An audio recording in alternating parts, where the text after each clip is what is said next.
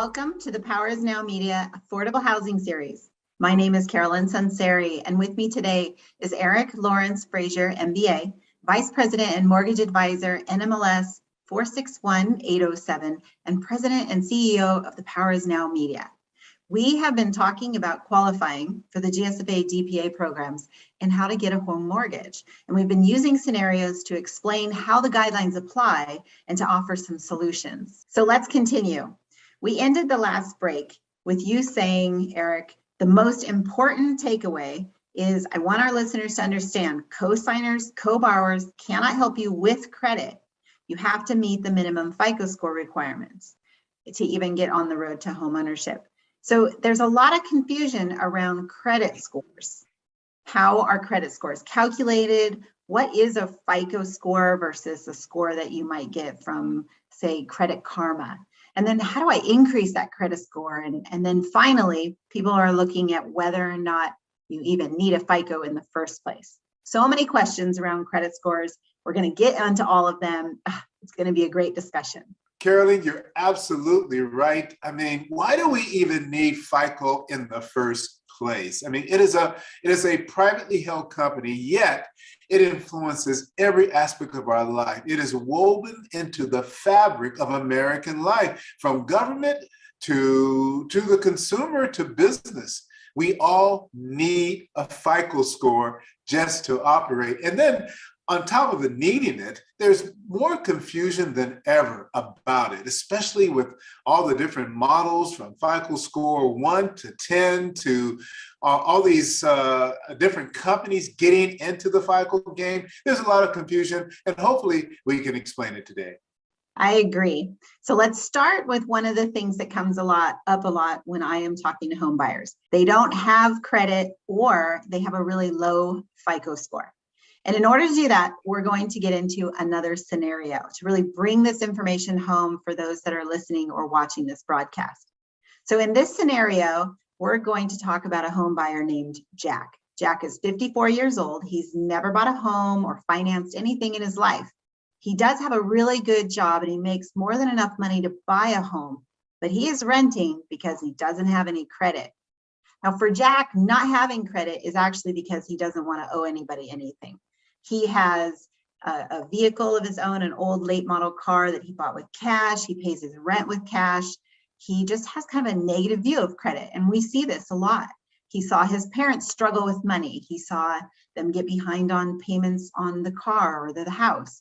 And he just steers away from having credit. But now here he is. He wants to buy a house. And in order to do that, he's being told he needs credit.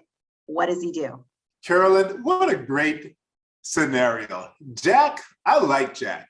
I don't know about those who might be watching. They may be thinking there's something wrong with Jack. But I first of all, I want to congratulate Jack for staying off the credit grid for so long. It's really important that people understand that credit, the industrial credit complex, makes everything cost more. I mean, from clothing and shoes and houses and cars, all of these things cost more because of the access to credit. Because when you have credit, right, when more people have access to credit, that increases demand. And when you increase demand, you do what? You increase price. And so the reality is that credit has always been and always will be a convenience for cash. Because when you think about it, if you have the cash, why would you use credit? Why would you pay more, right? I mean, no one really wants to pay more for anything. If I'm going to buy a shirt for $100, I want to pay $100, not $110 or $120 because I put it on my credit card. So it doesn't make any economical sense to use credit unless you absolutely need to do so, like to buy a home. And so I recommend that more people be like Jack, but Jack can also, go a little too far and not choosing to take on debt or credit to buy a house. That is a mistake, and we have some solutions for him with that. So with that, this FICO score, credit score starts to apply. Take us into what exactly is a credit score. Carolyn, a credit score model is a tool basically used by lenders to determine a person's risk. How much of a risk do they represent? If they were to extend credit to them, what is the likelihood of them repaying that money? Now, there are many credit scores and credit scoring models out there. And then there is the FICO score. And the FICO score is an actual trademark. FICO stands for the Fair Isaac Corporation. And FICO, actually FICO, is listed on the New York Stock Exchange. And FICO is the leading analytics software company that started in 1956 with a goal of helping businesses determine risk, to measure risk, to either to extend credit for the purposes of growing their company. Like I mentioned earlier, the more people who have access to credit, then the more that people are willing to take on the risk themselves of buying things. And so credit leads to increase in demand, which leads to increases in prices, which is always good for companies. And so Fair Isaac Corporation and credit scoring models across the board help companies to manage the risk so that they're taking on clients, extending credit to clients that represent a good risk. That makes sense to me, and hopefully to our viewers as well. But there's a lot of different factors that are taken into consideration as part of this FICO score, this evaluation. What kinds of things are used to determine that creditworthiness? Well, there are a number of factors that credit scoring models take into place, and this is why these factors is the reason why 100% of the top 100 financial institutions use FICO scoring models. 95% of all institutions use FICO scoring models because it's a way to measure a number of factors that represent risk. And so the number one would be the payment history. If you've been extended credit in the past, are you making your payments on time? Number two, the current level of indebtedness. Perhaps you represent too much of a risk because you already owe a lot of money to a lot of people. Another is the types of credit being used. Do you have a lot of credit card revolving debt as opposed to very little revolving debt and say more installment type debts? And then the length of your credit history. Are you just getting into the game and you have a credit file, a very thin credit file, maybe one or two creditors, or have you been in it for a while and you have 10, 20, 30, hundreds of credit lines that have been paid off or installment loans that have been paid off over the years? And then what about what's going on right now? Your new accounts that you're opening. Are you opening a lot in the last, say, year or 6 months or 90 days? How many and what types of new accounts are you opening? So those are some of the, say, factors that represent risk to creditors. So the lender is looking at these factors, but how does someone understand or know how much does your payment history make a difference versus the accounts you have open versus how much you have in credit out? So Carolyn, as we mentioned earlier, there are a number of factors that determines the score.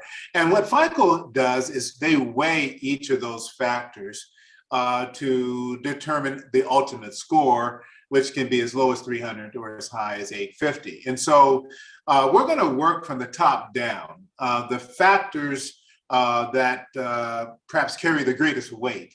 And the first one would be, and it should probably be obvious to everyone, and that is your payment history. It's 35% of the weighting. And so if your credit score is low and you want to improve your credit, start making your payments on time. The sooner you do that, the better and the faster your score will rise. And so that's a huge part of it. And it's really good news because a person who has missed some payments, well, it's just a matter of time if you're making payments on time since you missed a payment, that the impact of that missed payment will go away and your scores will go up. Another factor is the amount that you owe on credit card. And we call this capacity. You don't want your balances of your credit cards to exceed any more than 30%. And 30% is max. The ideal scenario is to be like Jack, not carry any credit card debt at all. Use credit as a convenience for cash. But it's 30%. The amount of debt that you're carrying is 30% of the weighting. So imagine between making your payments on time and the amount of debt you're carrying, that's 65% of your score. That's significant. And if you could pay attention to any areas, those would be two really important areas to focus on. And then the next one is the length of your credit history. Now, you may not be able to do anything about that, especially if you're a young person just getting started. It is what it is, right? You're going to have to do the time. Just make sure as you're doing the time that you pay on time and that you keep your account balances low, no greater than 30% on revolving debt. Now, another thing is the new credit. The new credit is really important because if you're just getting started, you want to make sure you don't load up on a whole bunch of credit cards. You only really need 1 or 2 credit cards. And then, you may be financing or may not be financing a car, and that's a whole nother discussion. I don't recommend doing that. But your credit mix is important. And FICO is looking at it from a risk standpoint. Do you have a whole bunch of revolving debt and no installment debt? Do you have a whole bunch of department store cards and no maybe traditional money cards? And then it goes back to how are you making those payments and how much do you owe and what percentage? And so the new credit is 10% of the weighting, and the credit mix, the type of cards you're having or debt that you're carrying, is another 10%. So the good news is that if you're just getting started with building credit, your credit mix is 10%. That's, installment versus department versus Visa versus, mortgage or credit card debt, all the various, and also finance company versus bank. All those things have some part in the analysis, and that analysis results in a score that's weighted 10% of your overall score. So you want to really look carefully at the type of credit you're taking on. You want to move slowly and adding new credit. So you're being careful with not only the type of credit, but adding new credit and not adding it so quickly because, again, the weighting is 10% there. So, Carolyn, just to sum this up, for those who have been in the game for a while and you've had credit for years and your scores are not where they need to be, the good news, just start making your payments on time and pay off your debt. For those who are just getting into the game, be careful on the types of credit you're bringing in and always be certain to keep your credit card debt paid off or at a very, very low balance, and also to make your payments on time. Because you can have a credit file just 1 or 2 years old and have a very high FICO score and be in a position to take advantage of the finance opportunities and the down payment assistance opportunities to purchase a home. So these are great tips for somebody who's trying to improve their credit, really focus on that payment history, the amount of credit you owe, try to keep that lower. But what about Jack? You've got Jack here who doesn't have any credit, and in order to apply for a mortgage loan, he's going to need it. How does he start establishing it, and what would you suggest he does specifically? If you're building credit or you're trying to maintain credit, or you have, because you've already established credit, then the first thing I need you to understand is that you and Jack only need a few credit cards. I mean, 1 or 2 at the max. And if you want a higher credit limit, contact the creditor. I'd rather you contact the creditors you have and ask for a higher limit than to go out and get additional credit cards. And it's just, to me, it makes more sense to go deep and not wide, and start using the ones that you had and build that track record. Go deep, not wide. Ask for an increased limit if you need more credit. And in many cases, they'll even give it to you without you even asking, based on how you're managing the account, making the payments on time or never exceeding no more than 30% of the limit. You'd be surprised. They want to actually entice you to take on more debt. And so they'll lower your interest rate. They'll increase your credit line to try to get you to take on more debt because you've been such a great customer. So you don't want to take on a lot of credit card debt. You need, I think nobody, I don't care whether you're 18 or are 118 years old. I don't think anybody needs more than one or two money cards, credit cards. And I don't think you need the department scorecards at all. Okay, so you want to build some credit and you get a couple of credit cards to use them. Now, you don't want to talk to me here about how to use them most efficiently. Are you encouraging us to max them out? Are you encouraging us to, put a small amount of money on it just so that the credit agencies can see us paying that amount and then, having another $50? Like, I think sometimes people think that you've got to have a lot of money on these cards in order for it to get evaluated as developing credit. You're absolutely right. In fact, the biggest myth out there, and I've heard many clients tell me this, that their parents told them, well, let's go finance a car. They need a car to go to school or college, what have you. Let's finance a car so you can start building your credit. The worst advice any parent could give a child.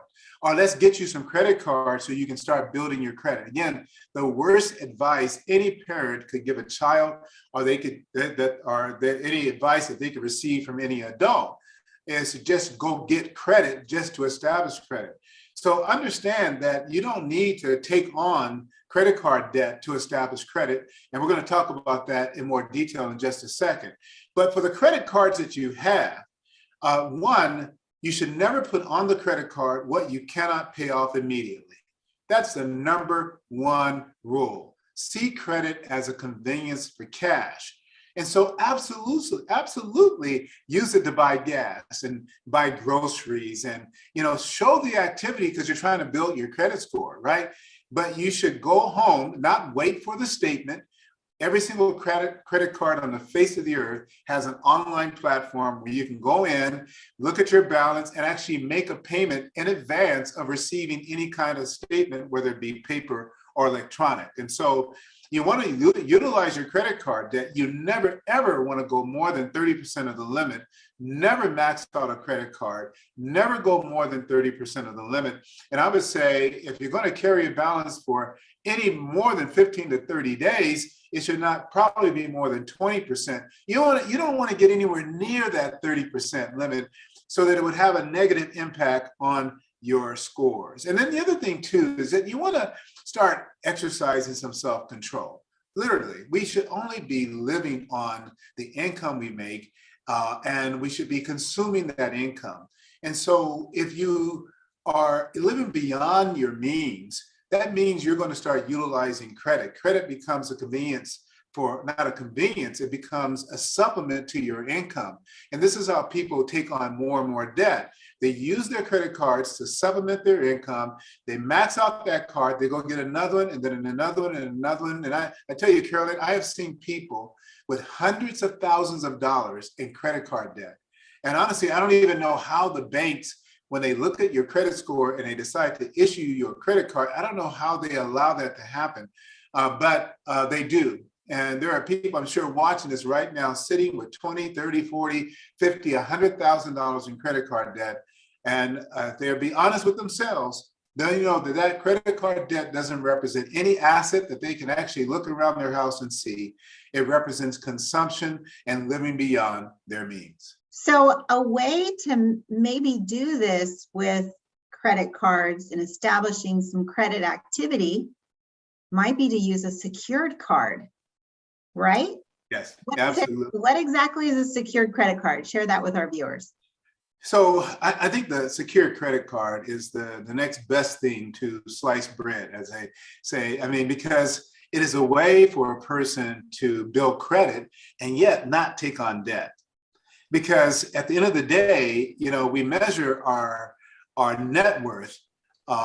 We measure our net worth by the amount of money we have in the bank and assets we have and the liability or the debts we have. And so if you have, $500 in the bank and you have $500 in credit card debt, your net worth is zero. What you don't want to have is $500 in the bank and $5,000 in debt. Your net worth is a negative $4,500. And so what I like about the credit card, secure credit card, is that they will issue credit to you based on how much money you put on account, and they will hold that money as collateral. And so if you ever get in trouble, if there's ever any disruption in your income and you can't make the payment, you can just call the bank up and say, hey, I lost my job, I don't have any income, or something's happened, I want to close the account. And they will then take those funds and pay off your balance, protecting your credit that you're trying to establish. Now, many people use secure credit cards to build credit, and I think it's a wonderful idea. First Bank offers a program where you can put as much as $5,000 in a CD or a savings account, and we'll give you a $5,000 credit card line. In fact, it can even be higher than that. We even do the same for people in business. If you want to establish business credit, you can put the money in a savings account, and we'll extend business credit to you based on that secure data. So we also do loans, where First Bank will provide a loan to you for $500, but they won't give you the money. They will take that loan and put it into a savings account, and you make payments of about $41 a month until it's paid. At the end of that term, it's about a 12-month term, they will release the hold they have on the money. And so you're building credit with having the savings account, because that's also now part, how much money you have in savings account is also part of the credit profile now. And you're building credit with the established loan. And so I really recommend that as a way of building credit without taking on the risk associated when you are establishing credit and there may be a potential disruption in your income. And this can happen, especially for people just getting started in life, go through some job changes and things of that nature. Anything can happen that could impact your ability to make the payment. That's why I love secure credit cards. Now, they're available, again, just about with every financial institution, and all of them report to all three credit bureaus. That's TransUnion, Equifax, and Experian. And so it's a fantastic way, Carolyn, to build credit. That was great information about credit and getting credit cards and secure cards. But you mentioned earlier that there's a way for us to build our credit score, our FICO score, without getting credit. Do you want to share a little bit more about that? Absolutely. And again, for those of you out there who think that to build credit, you need to go to debt. You need to go finance a car that you really can't afford. Find something inexpensive that you can pay cash, or take on some subprime or credit card or loan. Don't do it. You don't need to do it. So let me tell you why. You have credit already. It's all around you, especially if you're out living on your own, right? So for example, your rent is credit. And there have been some changes now. I mean, every year, the credit agencies are all trying to be more sensitive to those who are not, willing, if you will, to take on the debt. And so FICO scoring model 9 does give credit for people who are paying rent. And a lot of property management companies are reporting the rent you pay to the credit bureaus. And if they're not, then you can have that information reported to the credit bureaus. And so Experian and TransUnion and Equifax all have programs now where you can provide the information, and there's a fee, of course, involved, and then reporting your rent. And imagine this, you're paying $1,000, $2,000, $3,000 a month in rent, and you get no credit. I mean, you get no credit for that? I mean, that doesn't make any sense, right? And so to be able to have that put on your credit report, it looks fantastic. It will have a definite impact on your FICO scoring model. And you've done that, or any credit scoring model, by the way, and you've been able to do that, build a credit score without taking on debt. Eric, this is true, because just last week I went into my Experian account looking at my credit, and they gave me an option right there on the home screen. Did I want to boost my credit score by adding in some of the other bills I have? And right there, they asked me to add in my mobile phone. I put in my cellular service provider, and they were able to keep track of those payments. And I was able to add my utilities to my credit report. And all of a sudden, it probably took about an hour, it actually boosted my score by about 3 or 4 points. And that was just 2 bills that I was able to add into my credit profile. So I've seen this in real life because I just did it last week. You see, folks, it's real. Carolyn's just did it. It's real. You do not have to go into debt in order to build credit. And the technology that is advancing in credit reporting is enabling utility companies and cell phone companies and landlords and property management companies. And these are things that we absolutely need, right? I need gas, electric, and water. I need to pay rent, at least before I buy. I need these things. I don't need a car payment. I don't need a Visa card payment on, $1,000 vacation that I took. I don't need, the personal loans that I took to finance things that I can't even see today.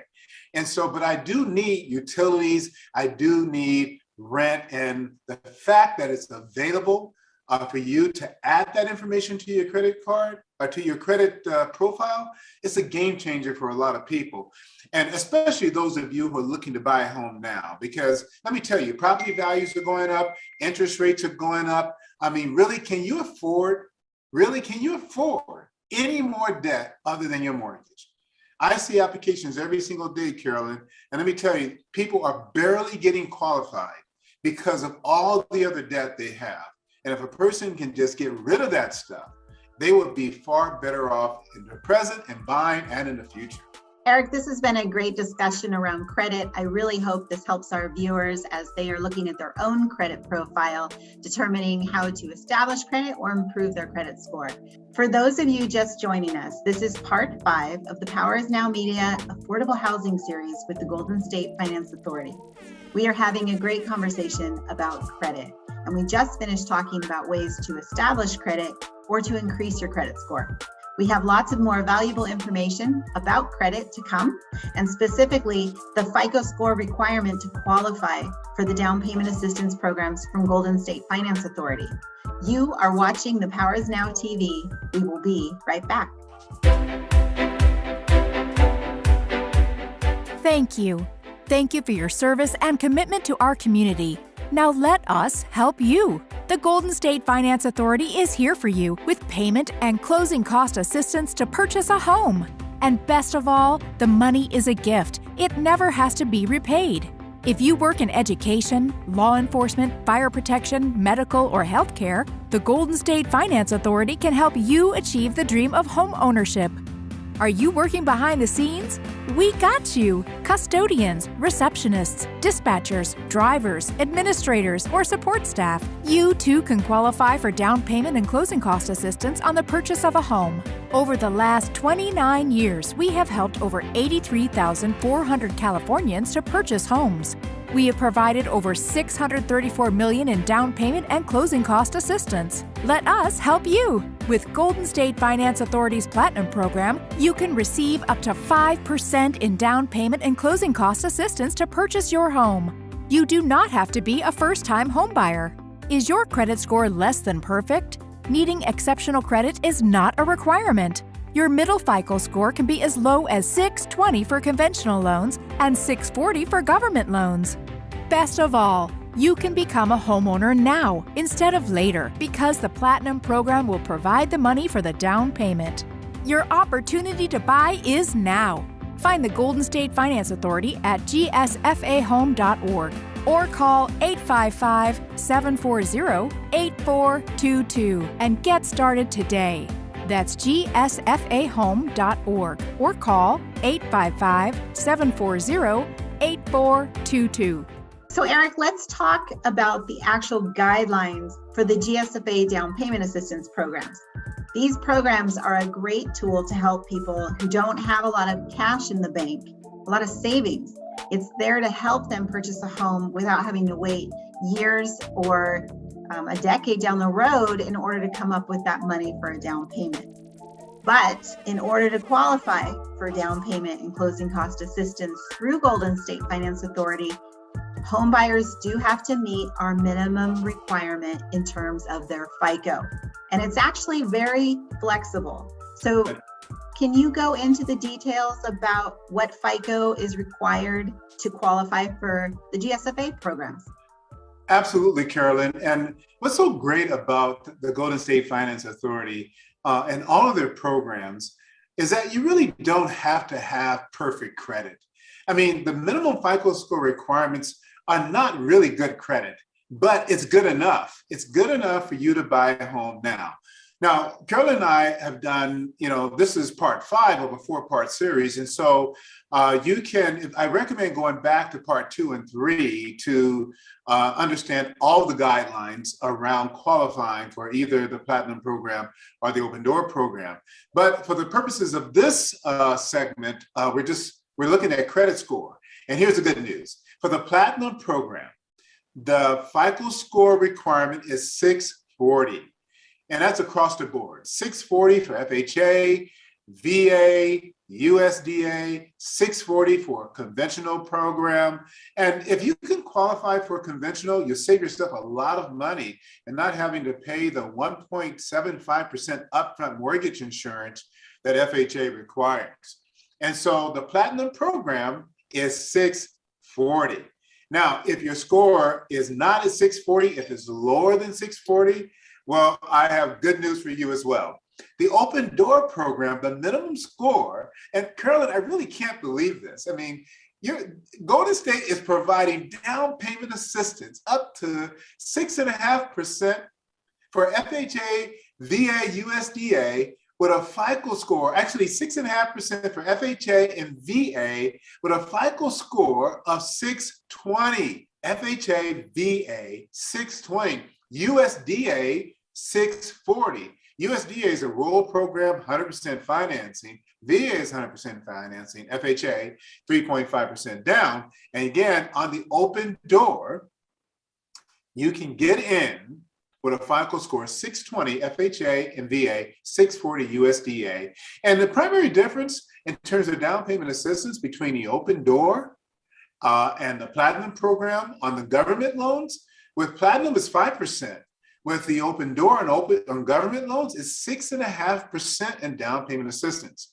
Now, on the conventional product, the down payment assistance can be as high as 7%, and the FICO score on conventional loans is also 620, which is much lower, again, than the Platinum program. It's 620. Now, there is a condition. It's 620 if your income is not greater than 80% of the area median income for your county. And you can go to the Golden State website and look under income limits, click on the box, find your county, and you can actually see what the income limit is for your county.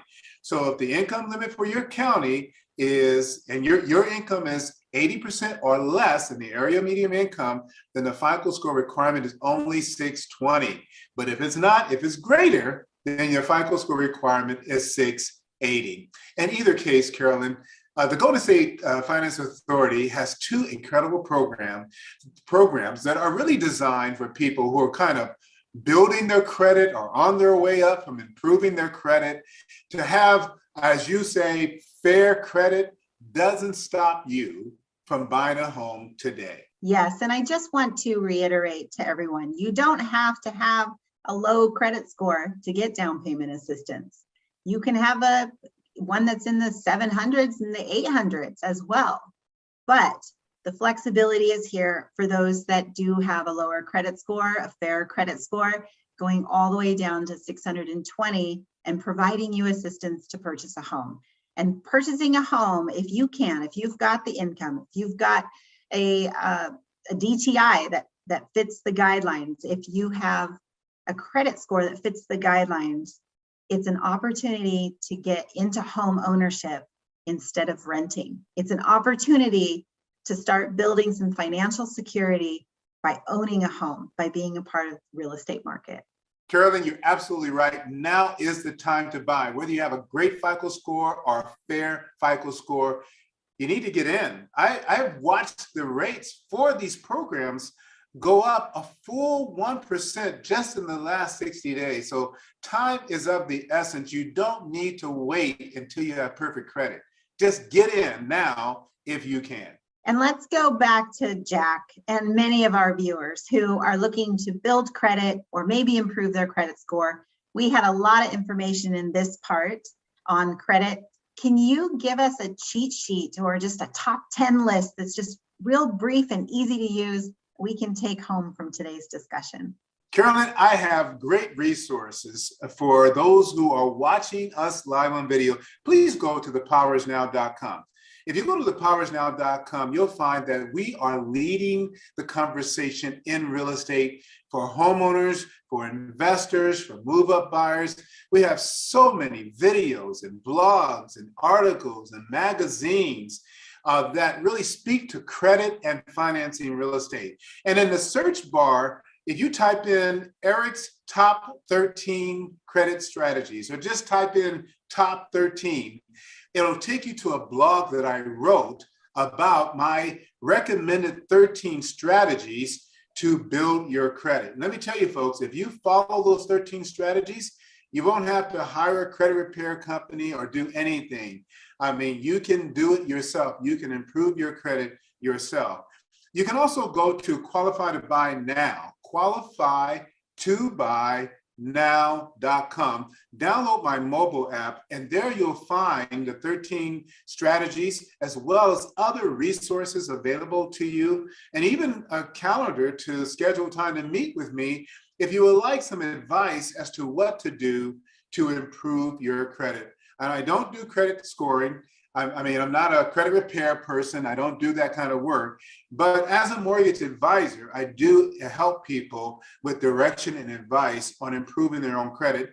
And if you like to hire a credit restoration professional, I can make recommendations if you need that assistance. So in addition to the 13 credit strategies, Carolyn, I also recommend following those strategies. I also recommend that everyone set up a budget. Go to mint.com. I love mint.com. It is a great program for anyone who doesn't have a written budget. Because let me tell you something, whether it's written or not, you have a budget, right? And so you just don't know what's going on.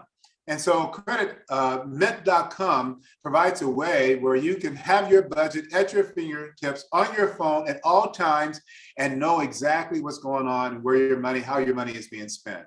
And then finally, sign up for a credit monitoring services. Now, Carolyn mentioned that she went on her Experian. Experian has a program where they will help you monitor your credit. They'll notify you when there's inquiries on your credit or activities, and not just Experian, but TransUnion has a program, Equifax has a program, My Fico has a program, Credit Karma has a program. There's a host of various programs. The Nerd Wallet has a program. There's so many programs out there. Just pick anyone. They're all fine to monitor your credit. And if you start monitoring your credit, set up a budget, and follow my 13 strategies, I think you're going to be okay. And you're certainly going to be in a better position to buy a home today. Eric, it appears to me that these suggestions and doing the work to establish a good credit score really comes down to someone's commitment to actually becoming a homeowner. You're absolutely right, Carolyn. If you're not committed to improving your credit to buy a home, or if you're not even committed to buying a home and making homeownership a reality for you and your family, then it's just simply never going to happen. It will take commitment. It will take sacrifice. It will take discipline. It will take perhaps a coach or a mentor, someone to hold you accountable to do the things you know you need to do in terms of paying off debt and reestablishing credit and saving money and living on a budget. I mean, these things are not easy. If it were, then everyone would own a home. If it were, everyone would, be able to achieve all their goals. And the difference between homeownership and achieving goals is discipline. It really is. A discipline and a willingness to be disciplined, mentorship and a willingness to be mentored and coached, and also a plan and the willingness to execute on that plan with integrity and with a commitment that perhaps you have yet to ever, practice or put into place, a level of commitment that you have not seen perhaps in your own life or in the lives of others. That's what it may take. And that's life-changing stuff, Carolyn. It really is. And I know it can be done. And I'm seeing people do it every single day. I agree, Eric. People can do this. It is within your reach to become a homeowner. Get a mentor, get a coach, work with someone, work with a HUD counselor. And we are here to help you. This segment and the other parts of this home ownership series are here to give you information and tools. The power is now to become a homeowner. For those of you just joining us, this is part 5 of the Power is Now Media Affordable Housing Series with the Golden State Finance Authority. We are wrapping up a great discussion about credit. Next up, we're going to talk about financial hardships or special circumstances that may have occurred. Things like divorce and separation, a foreclosure, or a short sale, maybe a bankruptcy or tax liens. We are going to get into these special circumstances and show you that they may not prevent you from purchasing a home. You are watching the Power is Now TV Affordable Housing Series with Golden State Finance Authority. We will be right back. Thank you. Thank you for your service and commitment to our community. Now let us help you. The Golden State Finance Authority is here for you with payment and closing cost assistance to purchase a home. And best of all, the money is a gift. It never has to be repaid. If you work in education, law enforcement, fire protection, medical, or healthcare, the Golden State Finance Authority can help you achieve the dream of home ownership. Are you working behind the scenes? We got you! Custodians, receptionists, dispatchers, drivers, administrators, or support staff. You too can qualify for down payment and closing cost assistance on the purchase of a home. Over the last 29 years, we have helped over 83,400 Californians to purchase homes. We have provided over $634 million in down payment and closing cost assistance. Let us help you! With Golden State Finance Authority's Platinum Program, you can receive up to 5% in down payment and closing cost assistance to purchase your home. You do not have to be a first-time homebuyer. Is your credit score less than perfect? Needing exceptional credit is not a requirement. Your middle FICO score can be as low as 620 for conventional loans and 640 for government loans. Best of all, you can become a homeowner now instead of later because the Platinum Program will provide the money for the down payment. Your opportunity to buy is now. Find the Golden State Finance Authority at gsfahome.org or call 855-740-8422 and get started today. That's gsfahome.org or call 855-740-8422.